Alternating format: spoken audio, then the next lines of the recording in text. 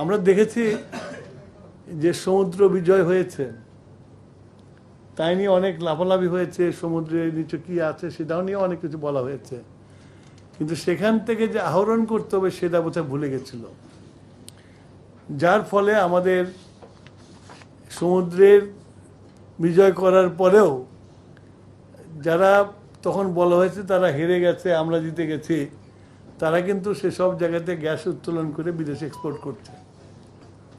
আমরা এখনো মাটির নিচে কি আছে আমরা জানি না।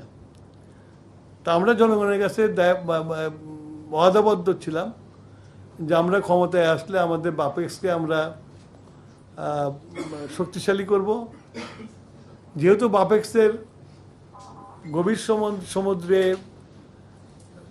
এক্সপ্লোরেশন করার মতো এক্সপেরিয়েন্স নাই এবং যেসব জিনিস প্রয়োজন সেগুলোও নাই, সেই জন্য বাপেক্সকে আমরা বলেছি যে তোমরা এই বিডিংয়ে আসো, বিদেশি কোম্পানিদের সাথে যদি জয়েন্ট ভেঞ্চার করতে বলে আসো। বাপেক্সকেও কিন্তু আমরা এর মধ্যে রেখেছি।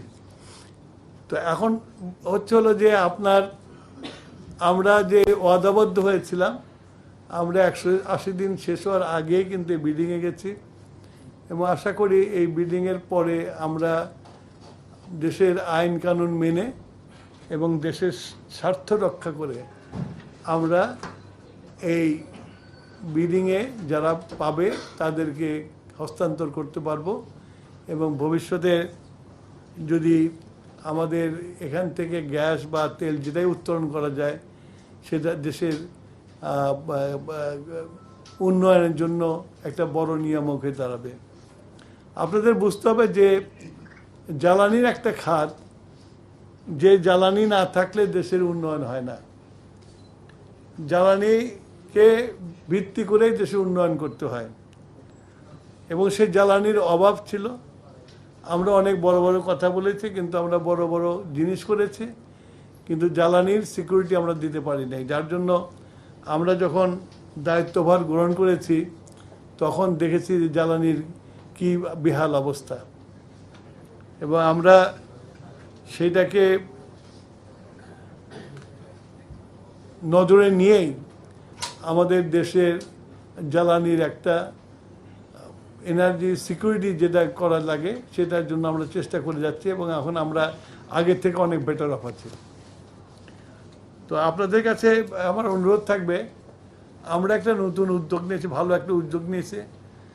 এদেশের আপনারা যারা মিডিয়াতে আছেন অনেককেই দেখছি, আমার প্রথম টার্মে, আমি তো সেকেন্ড ইনিংস খেলছি, আমার প্রথম টার্মে যারা আমার সাথে ঘুরে বেড়িয়েছে সারা বাংলাদেশে তাদের অনেকের চুল সাদা হয়ে গেছে, কিন্তু গ্যাসের কোনো উত্তোলন নতুন করে কিছু হয় নাই। তো সেই জন্য বললাম যে অনেক দিন পার হয়ে গেছে, এখন আমরা আবার চেষ্টা করছি। এটা আমাদের তো নির্বাচনী কমিটমেন্ট। 2 নম্বর হচ্ছিল যে বিএনপি সবসময় তাদের যে মূল যে জাতীয়তাবাদ, আমরা আমাদের সেই জাতীয়তাবাদকেই সামনে রেখে আমরা আমাদের এই বিডিং করছি, যাতে আমার দেশের কোনো রকমের কোনো ক্ষতি না হয় এবং কোনো কিছু বিনিময় যেন না করি আর কি। তবে আন্তর্জাতিকভাবে উত্তোলনের যেসব কন্ট্রাক্ট আছে সেগুলোকে বিশ্লেষণ করেই আমাদের জাতীয় স্বার্থ রক্ষা করে আমরা এই কন্ট্রাক্টগুলো করব। আশা করি ইনশাল্লাহ আমরা কামিয়াব হব। আপনাদের সবার কাছে আমরা সমর্থন এবং দোয়া দুটোই চাই, আপনারা করবেন যেন এই কাজটা যেন সুচারুভাবে আমরা করতে পারি। সবাইকে ধন্যবাদ। Furniture just smarter, JMG furniture.